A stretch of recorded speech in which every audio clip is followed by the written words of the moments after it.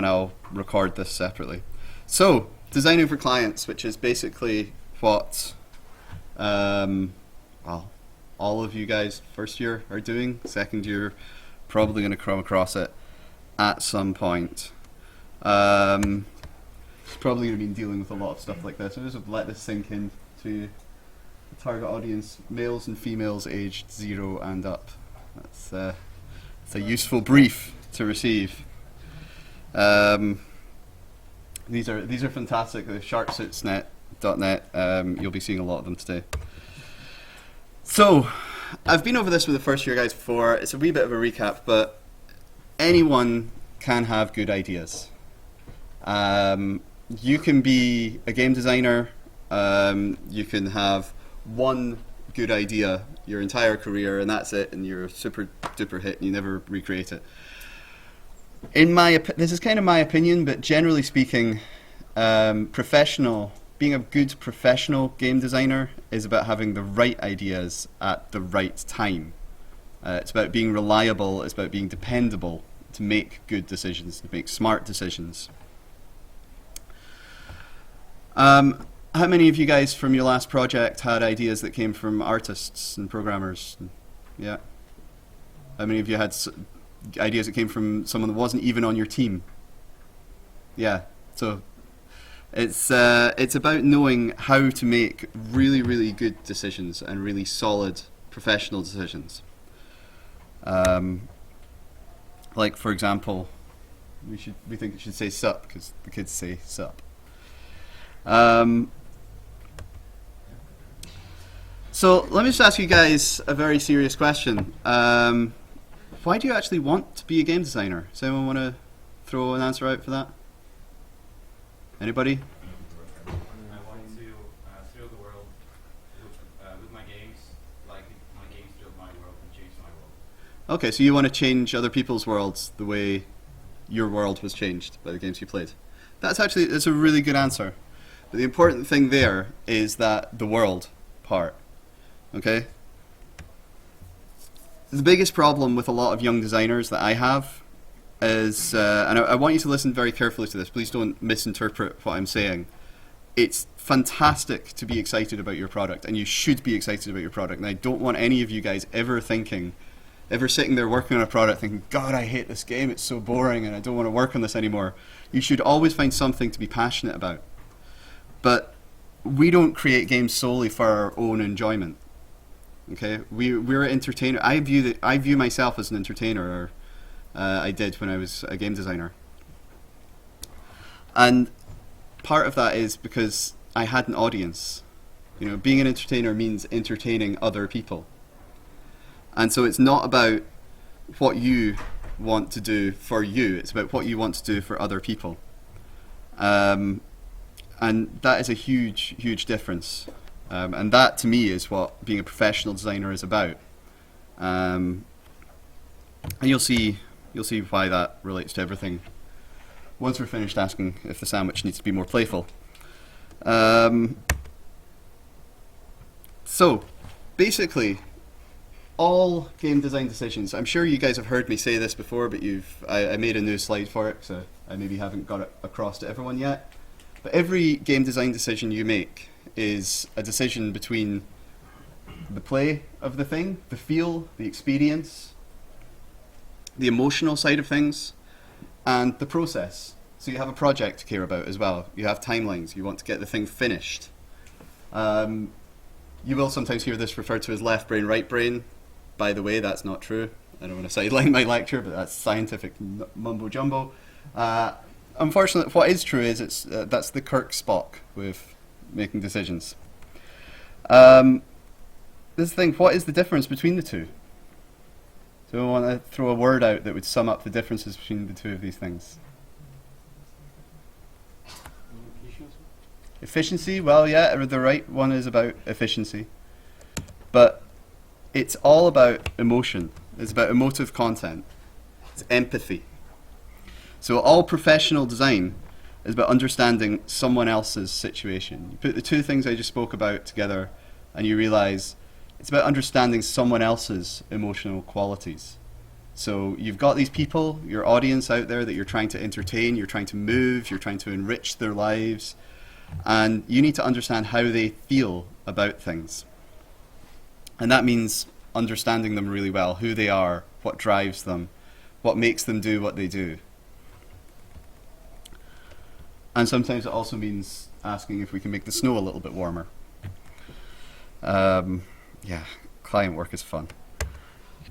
Okay, so how do we get from literally every idea ever down to the right ideas? How can you come up with something and move forward other than just thinking up a great game? What's going to be really fun to do? Well, it's easy, time consuming, but relatively easy to understand some of your constraints. You might have a budgetary constraint. Okay, that's simple to understand. I can only make X amount of things. I only have X number of people, so I can only do Y amount of stuff. But creatively speaking, how do we know where to start? And this is where design briefs come in. So when you're working for a client, you have a design brief. And that is really, it's so important because it's really going to help you filter out all of the bad ideas, all the wrong ideas. It can help you work out if you're excited about this because it's your idea and you want to make it, or if you're excited about it because it's the right thing for the situation. So you can use the brief to make it to be kind of like a filter for all your ideas. What do you guys think real life wizards think of Harry Potter? Anyway. So to do this, you need to spend time with your brief. You need to not just read it, but digest it, reflect on it, actually think about the content that's in it. How long did you guys spend reading the briefs before you decided which one you're going to work on? So, half an hour? Well, per About a day? Okay, cool. constantly rereading them whenever you're working on it. Yeah, constantly reading them as long as you're working on them. It's good to hear. It's good to know that you guys spent a little bit of time really reading them in detail. But this is the important thing I want you to take away from here. And this isn't just important for briefs. This is important for design in general. Any kind of situation like this, any time that you've got something written down, you've got a guide to follow. It's not about just reading the words that are there. It's about reading between the lines. It's about understanding the intent behind the words and the meaning and the reasoning behind them. This is really important for everything that you do in design. So let's take this as an example. What you need to do is not just read it, but carefully digest it. And sometimes that means breaking it down into individual bits. So we want a fast-paced, competitive, wacky, endless runner that'll stand out against the rest. Okay, what are we making? Yay. Guitar Hero. Guitar Hero's not an endless runner. You're already starting to abstract it. Okay. Well, let's think about what they actually want. So that's the most obvious thing that jumps out. It's an endless runner. Okay, so we're thinking Jetpack Joyride, we're thinking Mega Run, we're thinking Temple Run, Minion Rush. These are the big ones. So I guess if they've said endless runner, they want something like this. Except then there's this part. So they've said they want something that will stand out against the rest. What's the subtext? What's the meaning? What's the thing that's coming out from between the lines here? We don't want an endless runner. So yeah, they're kind of what they're kind of saying here is we want this, but we don't want this. So if I go to them with basically Mega Run, they're going to say, "Oh no, that's not going to stand out. What's different?" Okay, which begs the question of what they mean by an endless runner. So we need to know. We kind of know what we mean by an endless runner. What do they mean? Are they looking for endless environment, constant movement, dodging obstacles? Where's the variable? What can we tweak? What can we do that's going to make it stand out, that's going to be different? Fast-paced, okay. We probably might have skipped over that. We might have thought, okay, endless runner. They're all fast-paced, yeah, sure. But what does fast-paced really mean to the client? Does it mean reaction-based? Ollie Ollie 2? Have you ever played this? It's a really reaction-based game, and it's really about thinking exactly what's going on. You're watching every single frame. That could be considered fast-paced play, whereas you've got something like Super Hexagon. Super Hexagon, you can't watch every single frame because there's just too many of them and everything's flying past you, and it's genuinely crazy fast. But then you might describe something as Burnout 3 as fast-paced, but Burnout 3 is actually quite a slow game in terms of how you play it. It's very strategic. They just use a lot of motion blur and things to make it look fast.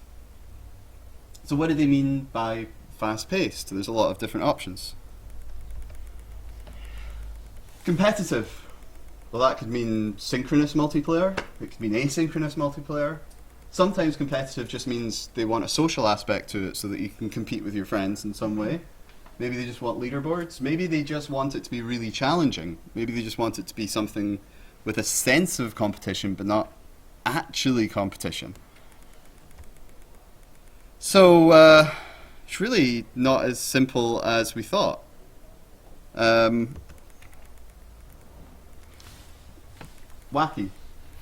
What does wacky mean? It could mean anything. So, besides wondering if the dog is off-brand or not, where do we go to find answers to these questions? Who do we ask? Oh, the client. Okay. Well, we could kind of ask the client. There's 3 distinct types of people to think about when you're working on something for clients. You've got you, you've got your client, and you've got your audience. And the thing is, it's about interpreting the words. So you understand the words themselves. You understand the actual meaning of them. You understand the games. You understand them better than anyone else. Okay? But the important thing is actually what the client means, and also what it means to the player. So interpretation is actually, for a good part, down to you. It's really about how you guys are going to interpret what the client wants, how you guys are going to unravel this mystery of why has the client written this and what is it that they're looking for. There's certainly a chance to talk to the client, there always will be, and you should certainly be asking questions. But make sure that you are ready to interpret and you're making the effort to interpret their answers, because that's a design job, that's your job, to interpret what they say into something that sounds like game design language. Clients are notoriously hard to read. You know, you give them this car and it's colored blue and they say, can I have it in green? And they say, but that's a green car. I don't want it in green. I don't want a green car. I want the blue car. I want it in green. What do they mean? Well, what it might mean is they're looking for the qualities of green on the blue car. So actually maybe they're thinking it needs to be more sporty or stylish, or maybe they actually want the blue car with a green stripe. Maybe they just want the blue car to be brighter and more colourful. It's not an easy thing speaking to a client. But you do have to remember that theoretically you guys are experts in game design. Certainly by the time I'm finished with you, you guys will be experts in game design, obviously. But these guys aren't. They are the expert in what they want. They are the expert in another field. And they're trying very, very hard to talk to you. And that's why I chose this image here, because to me, speaking to a client has always been like speaking to a cat. It's not like you get angry at the cat because it can't talk, although sometimes I have done. Why did you poop on the floor?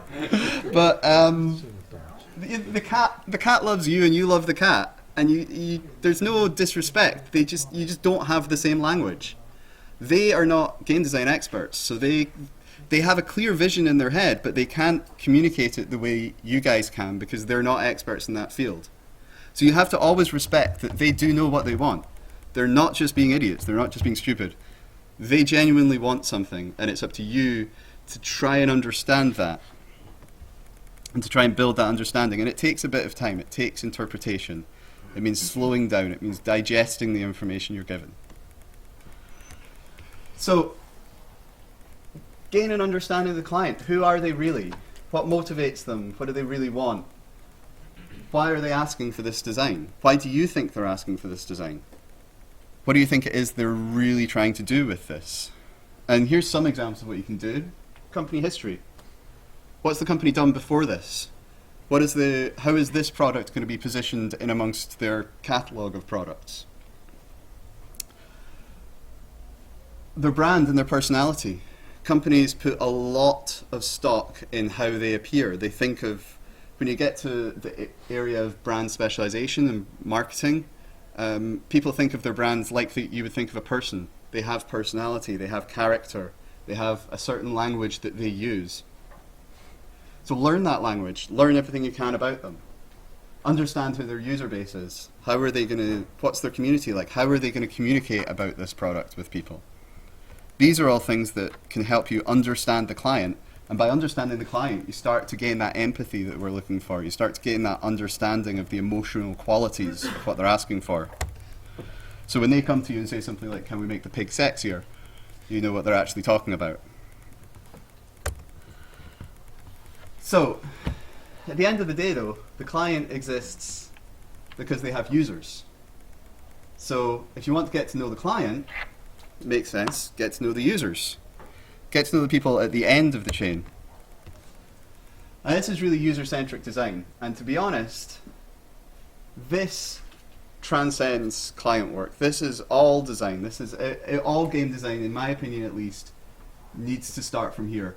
Who are the audience? Why do they engage with this? Why are they going to want to play your game? What are they going to feel? Not what do you feel when you play games like this? What do other people feel when they play games like this? What do they want? Why are they there? What makes them attracted to your product or to the products they're looking for? And this helps you build empathy with them. But again, you guys are the expert in game design. And this is where we get into sort of tricky thinking about this. You can't expect users to understand and verbalize their need for a new product or a new game. You know, if you take 200 people who have just played Call of Duty and you say, I'm working on a new game, what should it have? You're probably going to hear a lot of, it should have really huge guns and just big explosions and all this stuff. And then you sit them down and you get them to play like Gone Home, and you say, I'm making a new game, what should it have? Oh, it should have a really moving story, and it should, you know, have all these touching emotional qualities. People are very easily swayed by what they're already seeing in front of them. This is a famous quote. I use it all the time, and it really annoys me that Henry Ford probably never actually said this. But if Henry Ford had asked people what they wanted, they'd have said faster horses, because they had horses and they wanted to go fast. The solution was the automobile, but since the automobile didn't exist, they couldn't ask for it. And so it took Henry Ford looking at the situation where people asked for faster horses and saying, actually, I could do something different, I could do something better because I understand their need and I understand what they're looking for, and I am an expert in automotive engineering.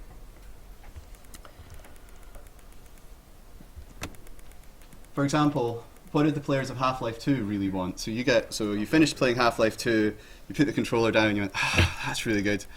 Other than another episode of Half-Life 2, because they ended it on a cliffhanger, what did people want? What do you think? Sorry? Conclusion? Well, yeah, Half-Life 2 did lack a conclusion. But in terms of like the next game they played, what do you think they would want to... Yeah, more of the same kind of gameplay. More use of physics as mechanics. Physics as mechanics, yeah, probably guided them a little bit. And open world and stuff. More kind of open worldy kind of stuff. Yeah, Half-Life 2 edged over into open world stuff. I wrote down a few ideas of what they might have done. They might have said more story, because Half-Life 2 was very story driven. Then more action, better graphics. Graphics were a big deal at the time. Better combat. You know, Half-Life 2 had a lot of gunplay, but it wasn't amazing gunplay. And loads of new combat mechanics. I'm sure they really wanted to see that. But then they announced the next episode of Half-Life as alongside the Orange Box. And what people actually got really excited about was a different type of story. It was less action. It was a completely different art style. It was better puzzles rather than better combat.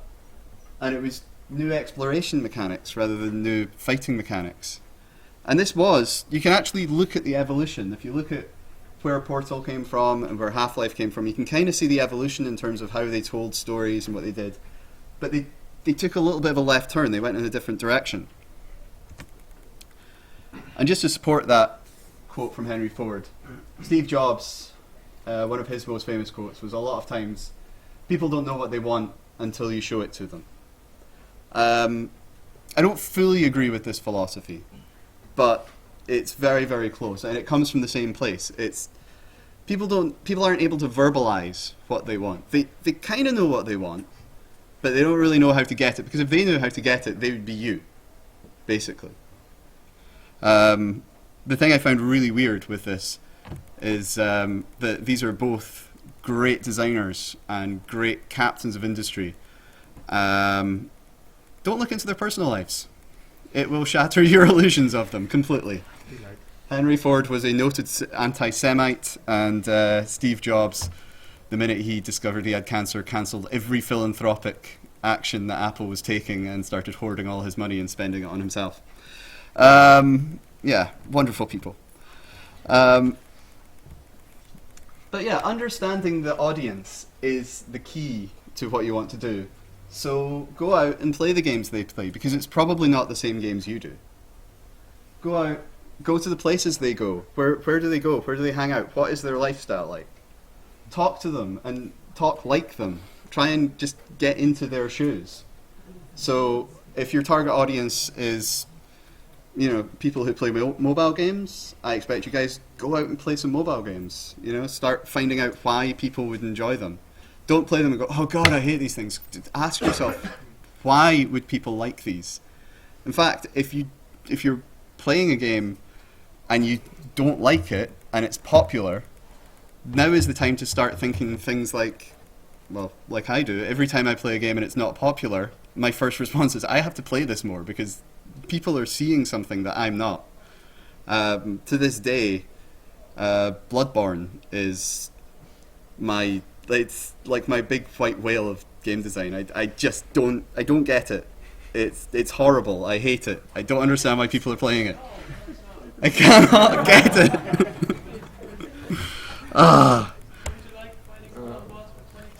No, why would I? I'm not even going to start an argument about Bloodborne. Something different. Okay. What if you yourself are happen to be part of the target audience? If you're part of the target audience, It sometimes happens, but it does happen, absolutely. And I'm glad you brought it up, because it's a situation that you have to be wary of. Yeah. Because if you're part of the target audience, well, if you really like the product you're working on, and you like products like the product you're working on, it can be easy to assume you are your target audience. But you might find there's people outside of that. You know, I like Team Fortress 2, but I'm not a Team Fortress 2 player. I'm not part of the hardcore community, and if I was part of the hardcore community, I wouldn't get what the casual players like. So make sure that you really explore the target audience in the same way, even if you think you're part of it. What if you are trying to design something for hardcore players that already has a hardcore audience, but you're not a part of that audience yourself? So you need to be hardcore in order to...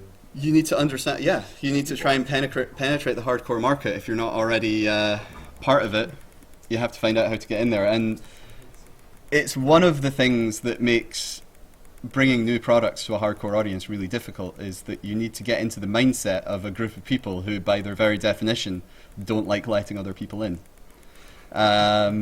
Because otherwise they wouldn't be a hardcore fan set.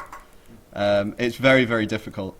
And also, when you're describing a market as a hardcore fan of a particular product, that should tell you how difficult it's going to be to get them to play something else. They're defined by that product. So, yeah, it really is just a case of trying to get into that mindset. Yep. So what is the value of making something specifically for hardcore gamers rather than just saying, I'm making a game that has a possible level of hardcoreness, as in, if you are hardcore in this game, you will achieve Yep. something in the end. That's a good question. For the purposes of this lecture, I would normally say because the client has asked for that. Is one reason to do it. Asking why Yeah. the client ever asked for this, A because client. Hardcore Gamers is kind of a small player base, I think. Yeah, it's true. One reason, one slightly cynical reason, is that hardcore fans of any product will inherently spend more time with the product and thus more money on the product than casual fans.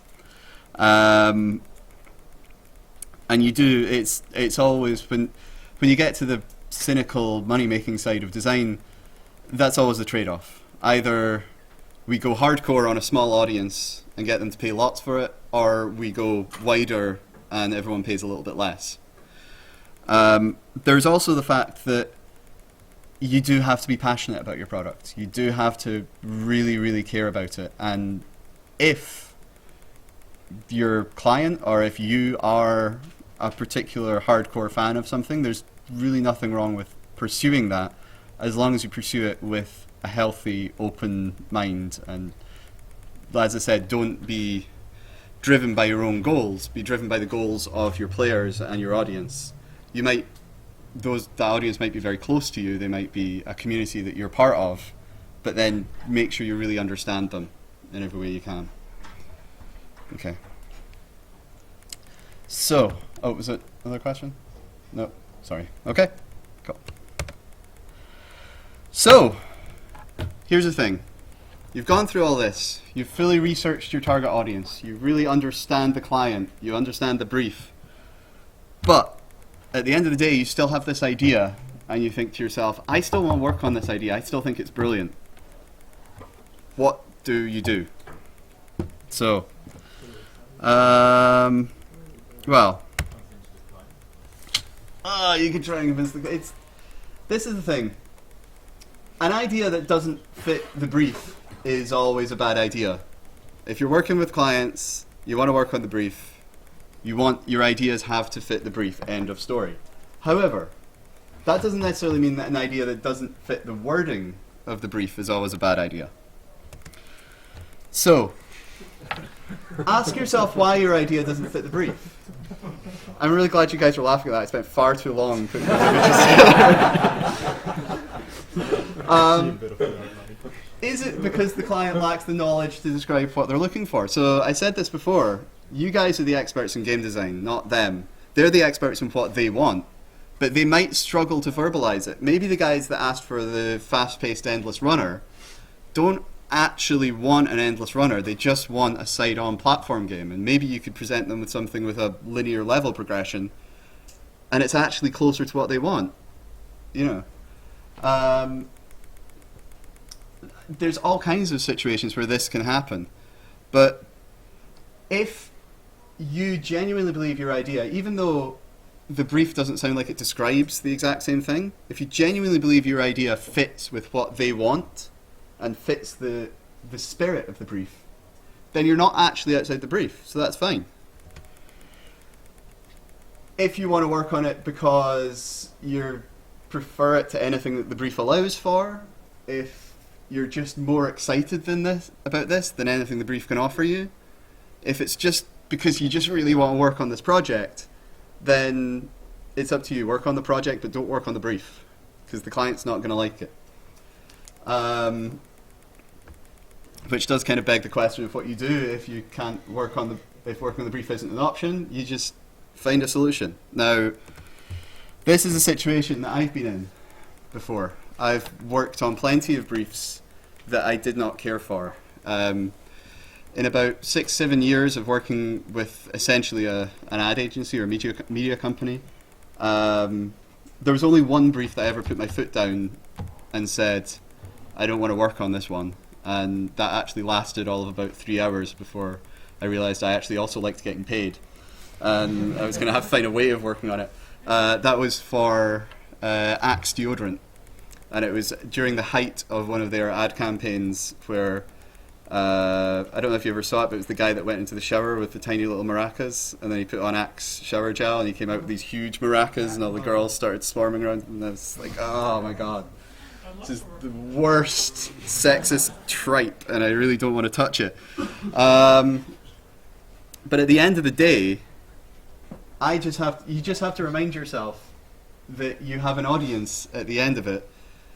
That thankfully we're game designers, we're not advertisers, and the stuff we make is inherently going to be fun. It might be trash and we might not fully respect it, but it's going to be fun.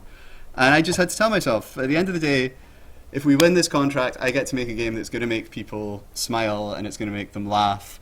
And if I can sneak some kind of message in there to tell them that life is not about the size of your testicles, then all the better. But funnily enough, we didn't win that brief. I guess I wasn't quite passionate enough about it. But yeah, you just have to find a way of working with it. And this is where this phrase, understanding is the key to empathy, can work the other way around. Like, you can find a way to empathize with the brief. You find a way to empathize with the product. And that will help you. Especially when you get messages like this. This one was actually my background when I was working in that place. I have actually had meetings where people have discussed the fun factor of my game. What the hell are you talking about? So, at the end of the day, the main thing is that players can play the product, which only happens if it fits the needs of the client. And it only happens if you're happy making it. So, client-driven work, it's not quite the same as working on your own personal projects, but it's still about making people happy. And at the end of the day, you still have to understand that audience. So the stuff that you've learned about, that I've talked about here, about researching your audience, understanding your audience, applies to any game. And the stuff that applies to your regular games about how passionate and how excited you are about them needs to really apply to these as well. So, I like designing to briefs. I find it challenging, I find it exciting. Having done it for years, find the prospect of designing games without briefs daunting and scary, and I always like to start by writing down my constraints and working out what I can and can't do, and giving myself that filter at the start, because I find it really useful. Because the skills that you apply when you're doing that are general skills. They apply to all types of design. So, if you can understand your users and you can understand your client, you can build empathy with them. If you can build empathy, you can start to make the right creative decisions. You start to push your product in the right direction. Because empathy is the key to the experiences that you guys are going to be designing. So please, go and design great games for clients. Thank you.